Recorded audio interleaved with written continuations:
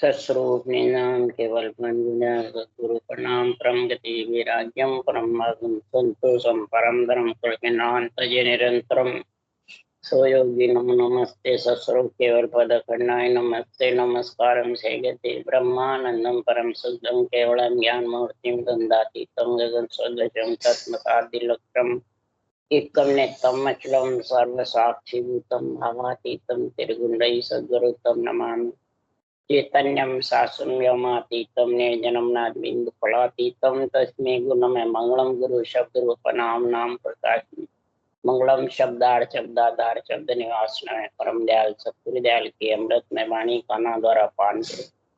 राम सदगुरु जी महाराज की अमृत में वाणी मुखार बंद द्वारा पान करो। राम सदगुरु जी महाराज सतनाम निज नाम सूरज दृष्टि दिव्य दृष्टि अनुभव करो श्रवण करो मनन शरणों सतगुरु दयाल को मुके हृदय हरिनाम नित पद संगत साध के आगे मन मोक्ष सब धरती कागद करूं सब मन कलम कटाए सात समंदर शाही करूं सतगुरु गुण लिख हे सतगुरु अंतर्यामी घट घट के जाने बारंबार हे राम जी महाराज बारंबार नमस्ते। हे राम हे राम हे राम हे राम रक्षा करो रक्षा करो रक्षा।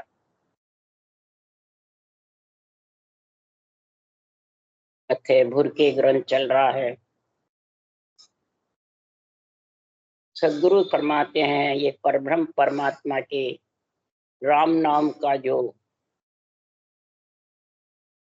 महाराज फरमाते हैं महिमा जो लिखी है सुखराम जी ने बुरकी का मतलब राम नाम की महिमा लिखी है।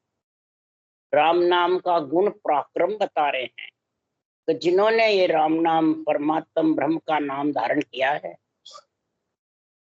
वो परमात्म ब्रह्म का नाम बड़े बड़े ऋषि मुनियों ने संतों ने अवतारों ने राजा महाराजाओं ने भक्तों ने संतों ने सबने धारण किया और सभी इसी राम नाम से शक्तिशाली बने हैं। और राम नाम का ही पराक्रम महाराज बुरकी ग्रंथ में बता रहे हैं। अब राम नाम का पराक्रम बतावे अमृत का रस पीवे और विष रस मिटे नहीं तो ये बात कैसे करें। अमृत रस से विष रस की इच्छा नहीं होती है फिर भी विष रस पीता है अमृत रस भी पीता है तो छेड़बेड़ हो जाता है। फिर वो संत भगत कहलाता है या संसार में जगत कहलाता है। जगत और भगत के आत्रा है बहुत। परमात्मा तो सबके घट में है जगत के भी भगत के भी। अब जगत ही भगत बनता है जगत ही संत बनता है और जगत ही बड़े बड़े ऋषि मुनि अवतार पीर पैगंबर भगत संत बने सब जगत से ही बने हैं। जगत माने रूप से शरीर से। और आत्मा को ऐसी पदवियां मिलती है। तो सदगुरु देव फरमाते हैं तो अमृत रस का भी बखान करे और विष रस मिटे नहीं। विष रस का मतलब कामना वासना। कामना वासना जिसके रहती अग्रसर और राम नाम की भी महिमा करते हैं वो जगत में जगत कहलाते हैं भगत संत कहलाते। जगत जो महिमा करते हैं साखे बोलते हैं राम नाम की संतों की वाणी की और अर्थ करते हैं अपने रूप पे शरीर पे जगत पे। तो विष रस है कामना वासना जब रूप पे करते हैं या तो मैंने नवदा भक्ति पे करते हैं कि महाराज फरमाते हैं कि जगत में मंदिरों में करते हैं देवताओं पे करते हैं और मंत्र मंत्रा की रटते हैं उनके ऊपर अर्थ करते हैं। तो वो तो सब जगत के अंदर ही है भगत है। और तू संत बनने की इच्छा करके अमृत रस पी करके और फिर जगत में बैठा है रूप में रूप की महिमा चाहता है मान सम्मान चाहता है। कामना वासना से मान सम्मान आता है। इसलिए सुखराम जी महाराज कह रहे हैं कि यही बात किसमें थी रावण में थी। ब्रह्मज्ञानी था रावण परंतु कामना वासना से राक्षस कहलाया। इसलिए सदगुरुदेव समझा रहे हैं कि भगत और जगत दोनों साथ रह नहीं सकते। जगत भगत का दोए मार्ग, भेड़ा चले न कोई वे। के सुखराम दीर्घ उर नर को, सतगुरु को डर नाही वे। जगत भगत के दो मार्ग है। जो रूप का मान सम्मान चाहते हैं, कामना वासना भरी पड़ी रहती है, रूप को ही सब कुछ बताते हैं और वाणी बाजते केवली भगवंतों की, वाणी बाजते ब्रह्म ज्ञान की, बातें करते हैं ब्रह्म नाम की, परमात्म ब्रह्म के नाम की, और रूप में को पूजते और पूजवाते हैं। तो वो जगत हुए भगत हुए, चाहे वैरागी हो, चाहे शंकराचार्य हो, चाहे महंत हो, चाहे गद्दीधारी हो, चाहे ज्ञानी हो, चाहे कितने ही शिष्य मुंडे हुए हो, बाजेगा जगत ही। जगत का मतलब आत्मा जन्मेगी मरेगी, आएगी और जाएगी। इसलिए महाराज फरमाते हैं उसी नर को धिक्कार है तो उसको सत्य ज्ञान कथ करके सतगुरु का डर नहीं। सदगुरु पद देश में जाने की डर रहते नहीं है। बस मन से कहते रहेंगे हमारी मोक्ष होगी, तुम्हें भी मोक्ष ले जाएंगे, हमारे भी भक्ति है, तुम्हारे भी भक्ति है, बस बखान करते रहेंगे। परंतु जिन प्रताप मिले आनंद सो सत्य स्वरूप के माही रे। जिन प्रताप से आनंद पद में मिले हैं, सत्स्वरूप के अंदर भक्ति करके उसमें मिलने की इच्छा है, परंतु जगत में फंसे रहते हैं। जगत कौन है? रूप। रूप की महिमा मान सम्मान ये सब कामना वासना से आता है। जिसके कामना वासना अंदर में भरी रहती है, मान सम्मान की, पूजी कोड़े की, गुरु बनने की, ज्ञानी बनने की, वो सब मूर्ख ज्ञानी कहलाते हैं, मूर्ख गुरु कहलाते हैं। इसलिए सदगुरुदेव बुरकी ग्रंथ में जिन्होंने श्वास श्वास सिमरन करा उनकी भी महिमा करी है, और श्वास प्रश्वास करा उसकी भी महिमा। श्वास श्वास सिमरन वाला स्वर्ग वैकुंठ ब्रह्मलोक जाएगा, परंतु जाएगा तो जरूर। ये महाराज फरमाते श्वास प्रश्वास भक्ति करके और कामना वासना और धरे हुए रूप को पूजते पूजवाते हैं, ये कहाँ जाएंगे? ये स्वर्ग वैकुंठ ब्रह्मलोक भी नहीं जावे, नरदेय भी नहीं आवे, परम मोक्ष में ले जावे, अवगति में चले जाएंगे, गति रुक जाएगी। क्यों? इसके लिए सुखराम जी ने कहा चिकल विकल चर्चा करे, देश अर्थ नहीं माय, बात के संग सुखराम के जीव गता सोन। गति भी रुक जाएगी, नहीं नरदेय तो आएगी पक्की। कैसे आएगी? जब देवताओं पे रथ घटाते हैं, देवता को आन बताते हैं, खुद गुरु बढ़ते हैं, तो देवता माता पिता क्या शरीर दे देंगे? ब्रह्मा विष्णु महेश शक्ति को अड़वा बताते हैं, ढींग बताते हैं, उनकी मेहर को बड़ा भारी दुख बताते हैं। क्यों? ऐसे मूर्ख गुरुओं ने ऐसा अर्थ लिख दिया। तो बाँचने वाला तो वही बाँचेगा। तो बताओ दोष किसका है? लिखने वालों का या बाँचने वालों का? दोनों का ही है। बाँचने वाला समझता नहीं है। जब माता पिता अड़वा हुए तो पुत्र कौन हुआ? अड़वा वो हुआ जो खुद भी उस देश में नहीं जावे, दूसरों को जाने भी। उसके लिए सुखराम जी महाराज कह रहे हैं बांधा समझ छाण मत लीजे, मत मन विश्वास, अगम देश जाता को मारे, सो जम दूर करी। तेरे को अगम देश जाने में जो रोकने वाला उसको दूर कर। तो क्या ब्रह्मा विष्णु में शक्ति देवता रोकते हैं क्या? वो तो शरीर दिया तेरे को, पंच तत्व शरीर दिया आत्मा को परमात्मा मिलने के लिए, वो क्यों रोकेंगे? जिन्होंने चार भुजा नाथ का शरीर ले लिया और केवल्य भक्ति भी उनके अगले जन्म की पुण्यवानी से आ गई, और फिर भी वो रूप को पुजवाते हैं, रूप में फंसे रहते हैं, आन शरीर को नहीं मानते हैं, शरीर को तुच्छ नहीं समझते हैं, रेत के बराबर नहीं समझते हैं, ज्ञान करते हैं केवल का, और रूप की महिमा कराते हैं, रूप का मान सम्मान चाहते हैं, रूप को पुजवाते हैं, पूजते हैं। तो सुखराम जी महाराज कह रहे वो कहाँ जाएंगे, वो आन को पूजने लग गए। आन को पूजने वाला जाएगा कहाँ? आन जार, आन धर्म, आन देव, तीन का महिमा ने बखान किया वाणी में बहुत जगह। अब ये सब देवता पे घटाते हैं तीनों कारण। देवता पास में बैठे गया उसके, आत्मा और पंच तो शरीर दो ही है तेरे पास, दो आत्मा एक साथ रह ही नहीं सकती। तो महाराज फरमाते हैं आन जार है तेरे अंदर अनुलक्षण, बुरे विचार, बुरे लक्षण, बुरी वृत्तियां, ये आन जार है। आन देव है तेरा रूप पंच तत्व मिला हुआ। आन धर्म है जो वाणी केवल की वास्ता है और प्रकृति के आधार से बैठा रहता है और अपने आप को मोक्षगामी समझता है। प्रकृति का आधार छोड़ेगा पंच तत्व का, 25 प्रकृति का, जब वो देश आएगा। पर इसको तो छोड़ने की इच्छा ही नहीं, इसको तो पूजवाने की, पूजने की इच्छा है। तो धरिए को पूजे पूजावे, पूर्ण ब्रह्म कबू नहीं पा। इसलिए महाराज फरमाते भुरकी के राम नाम की महिमा करके और अगर धारण नहीं करता है तो सदगुरुदेव फरमाते हैं कि संसार में उसके विष रस मिटने वाले। राम कहत सम तेरिया हो, वे अंत कहू नहीं फिरिया हो। विष रस सब मिट जावे हो, इमृत सीरा आवे हो। इमृत सीरा आवे हो, राम राज उर जागे हो। आन देव सब भागे हो। जिसके इमृत सीरा आती है, राम राज जग गया शरीर में, तो उसके आन देव, आन जार, आन धर्म भाग जाएंगे।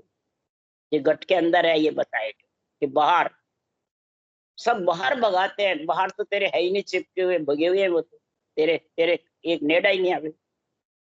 अंदर के भगा तीनों, तब राम राज आएगा, नहीं तो आने वाला नहीं।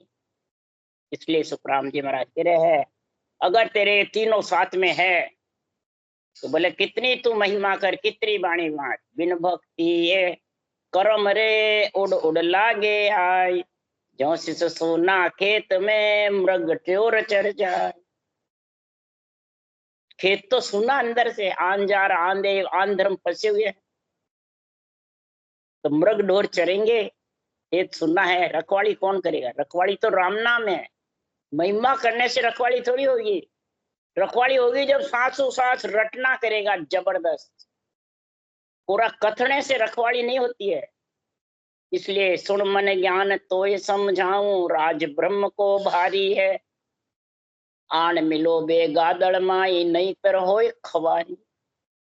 जब तक इस रामादल में नहीं मिलोगे, राम नाम की महिमा करके उसमें मिलोगे नहीं पंच तत्व 25 प्रकृतियों से अलग, तब तक रावण दल का सेना तेरे से दूर होने वाली नहीं।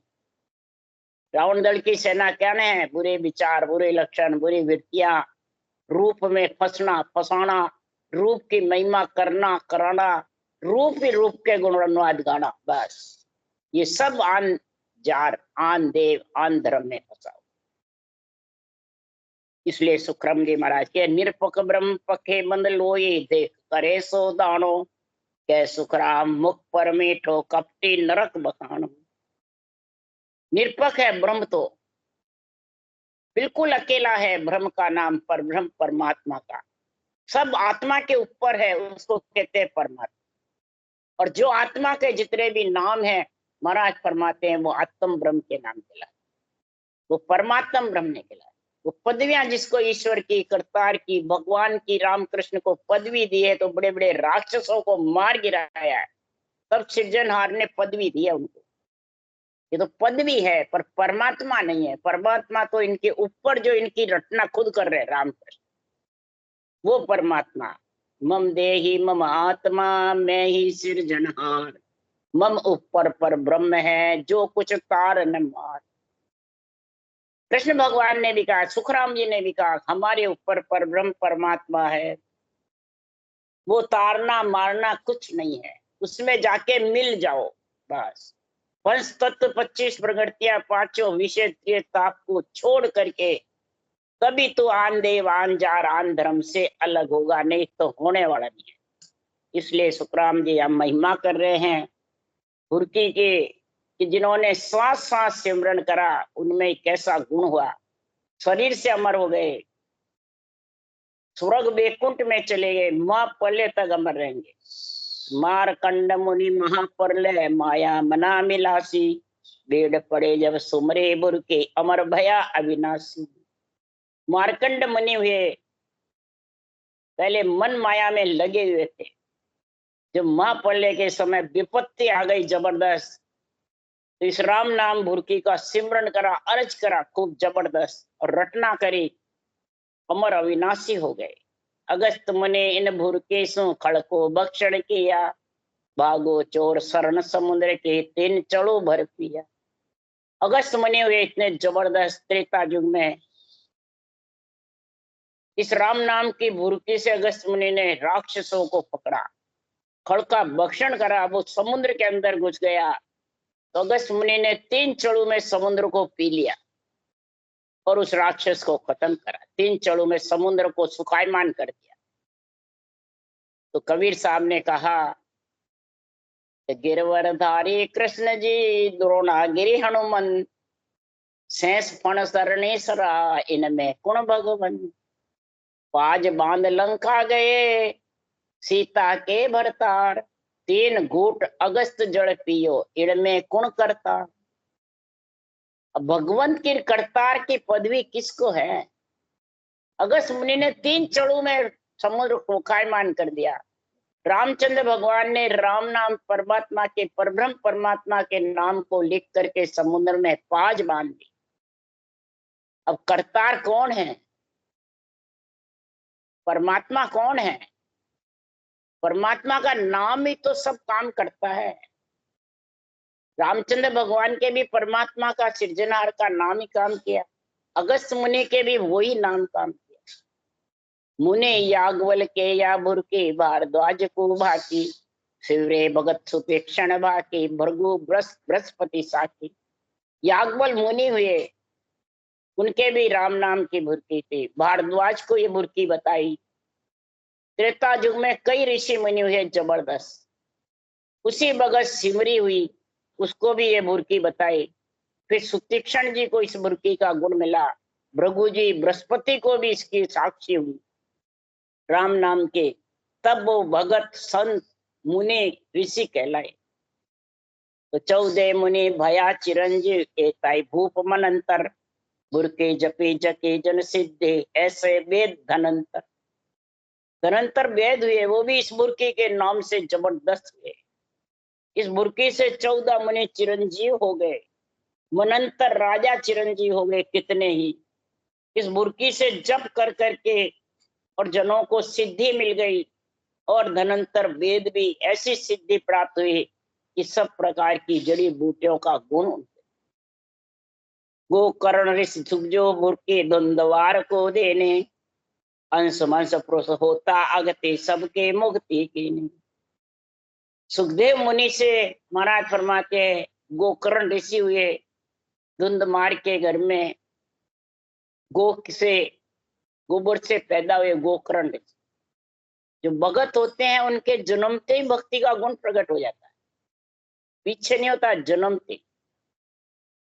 गोकर्ण ऋषि इतने जबरदस्त हुए, तो सुखदेव मुनि से राम नाम की भुरकी गोकर्ण ऋषि को मिली।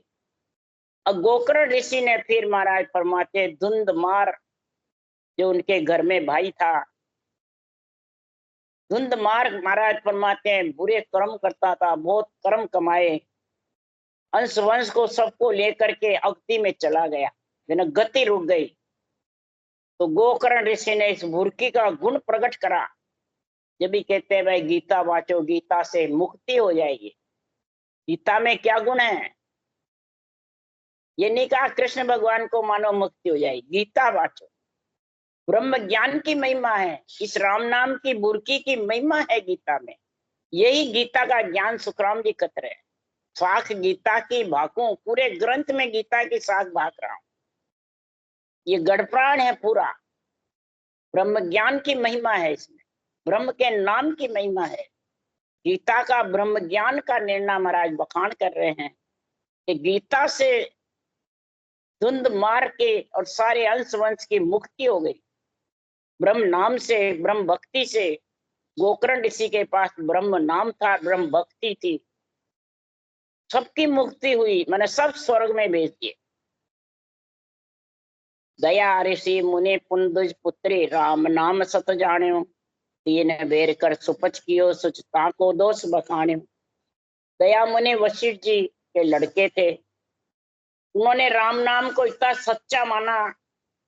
एक ब्राह्मण की गोहत्या के पाप थे, उन्होंने 3 बार राम राम कहलाया और उसका दोष उतारा। तब वशिष्ठ मुनि ने कहा, एक बार करता तो ही दोष उतर जाता है, तूने राम नाम को हल्का समझा। राम नाम बहुत भारी है, क्या बहुत उच्च है, इसको सब हल्का मानते हैं। अवतारों के नाम को ऊंचा मानते हैं और परब्रह्म के नाम को हल्का समझते। अरे परब्रह्म के नाम से बड़े बड़े अवतार बने, मुनि ऋषि बने, संत सिद्ध साधक बने, भगत बने, संत बने। ये महाराज इस बुर्की ग्रंथ में महिमा कर रहे हैं,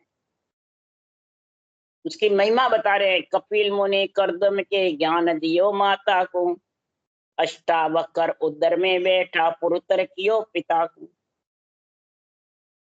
कपिल मुनि हुए जो गंगा सागर में विष्णु के अवतार हुए, देवहूति के जन्मे थे, पुत्र ने देवहूति माता को ज्ञान दिया। इधर अष्टावक्र जी के माता करदम को ज्ञान दिया, किसका? इस राम नाम की बुर्की का। इस परब्रह्म परमात्मा के जितने भी विष्णु के अवतार आए, सब ने राम नाम परम प्रतापा की महिमा करी है। क्या ऋषभदेव स्वामी विष्णु के अवतार हुए, राम कृष्ण हुए, कई विष्णु के अवतार हुए, सब ने राम नाम की महिमा, परब्रह्म परमात्मा की महिमा करी। और करदम को ऐसा ज्ञान दिया कि अष्टावक्र जी गर्भ में थे, पिता ने लात मारी तो 8 अंग कुबड़े हो गए। तो इस ज्ञान के पराक्रम से माता ने पिता की सारी 69 कर दिया, पिता को कोई दोष नहीं दिया। पुत्र ने पिता को उपतर कर दिया इस राम नाम की बुर्की से, कि मैं गर्भ में था जो मेरे को ऐसी राम नाम की बुर्की मिली। पिता ने लात मारी तो भी उनपे कोई दोष नहीं बना। बोलो, इतना गुण है इस राम नाम। तो छाड़ियो राज कियो बन आसन, टूठा त्रिभुवन राई, अल्प अवस्था ध्रुव में बुर्के माता सुनीति बाई। छोटी सी उम्र में माता सुनीति पतिव्रता स्त्री थी। ध्रुव छोटे से थे, पिता की गोद में बैठने गए, जो इसको सुनीति के पति ने त्याग कर दिया था और दूसरी रानी थी, उसको रानी बना लिया। तो वो गोद में बैठा तो कहा, मेरे गर्भ से बैठता तो पिता के गोद में बैठता, पिता के गोद बैठने लायक नहीं है। जो दुआ दे दिया था सुनीति माता को।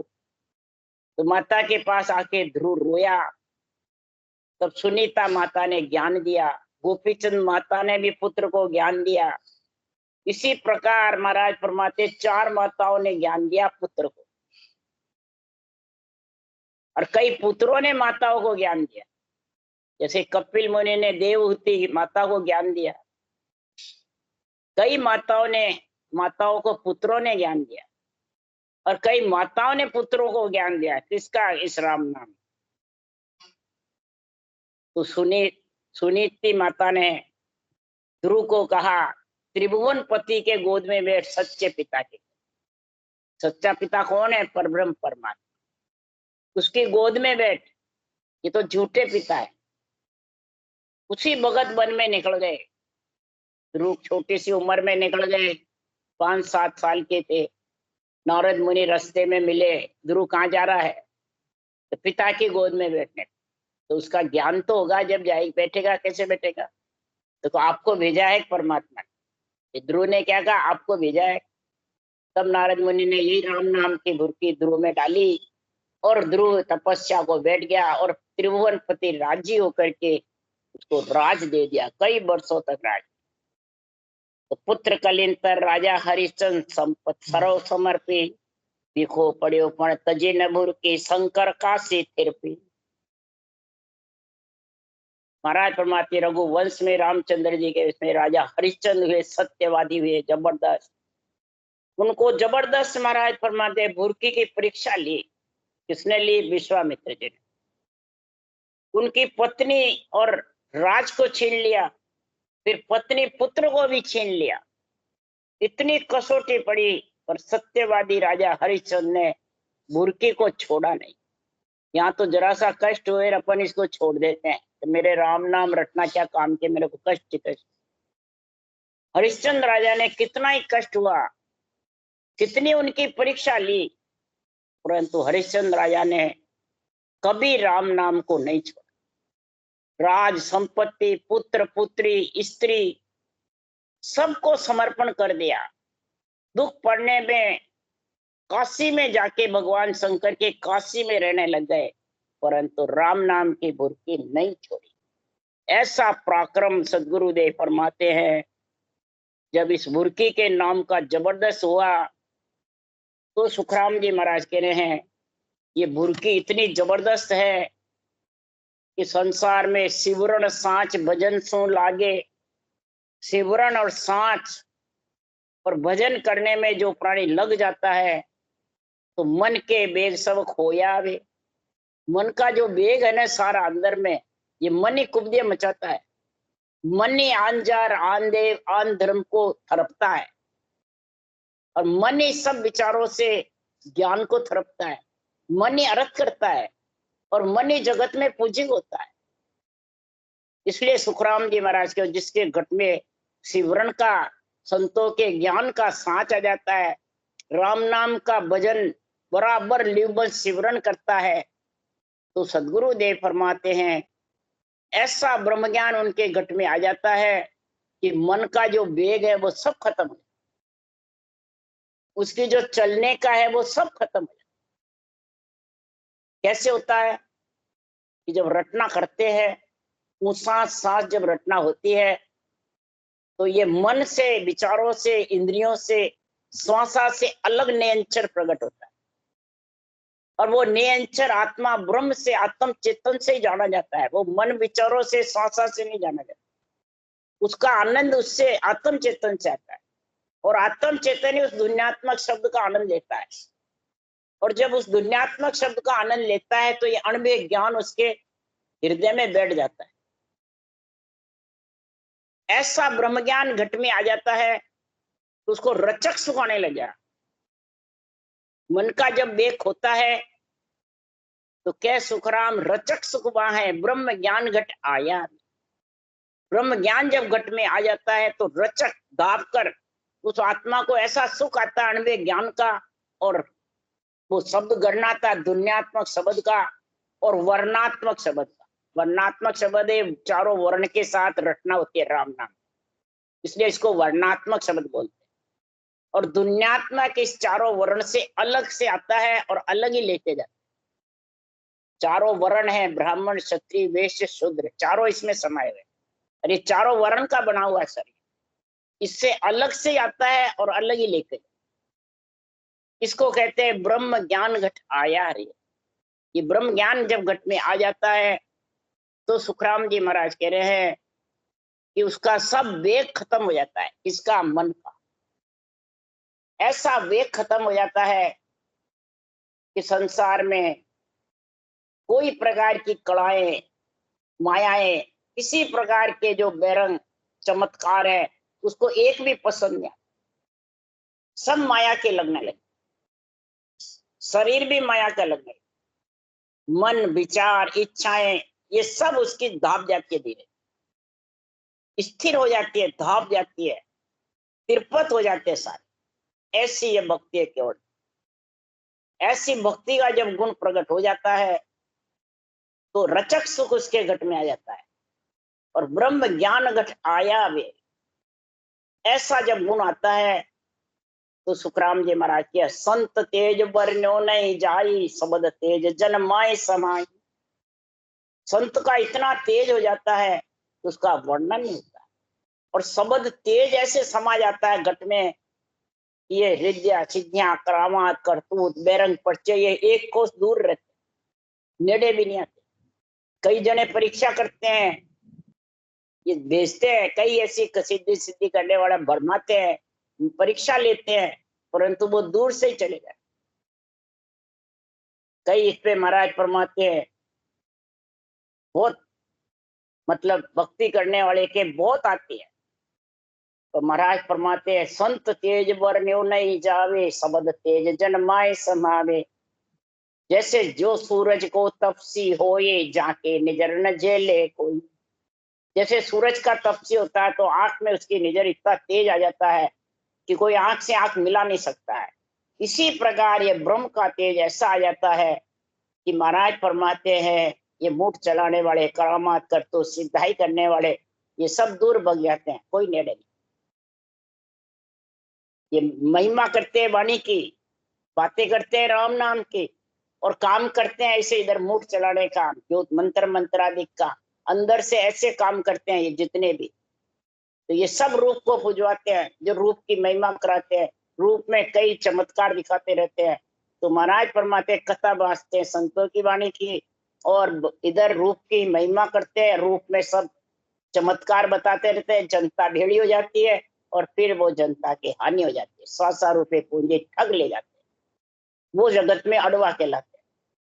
देवता कभी माता पिता अड़वे नहीं है, ऐसे जन अड़वा है जो जगत में फंसे रहते हैं और भक्ति की बातें करते हैं। उसके लिए सुखराम जी कहते हैं, जगत भगत का दो मार्ग, बेड़ा चले न कोई।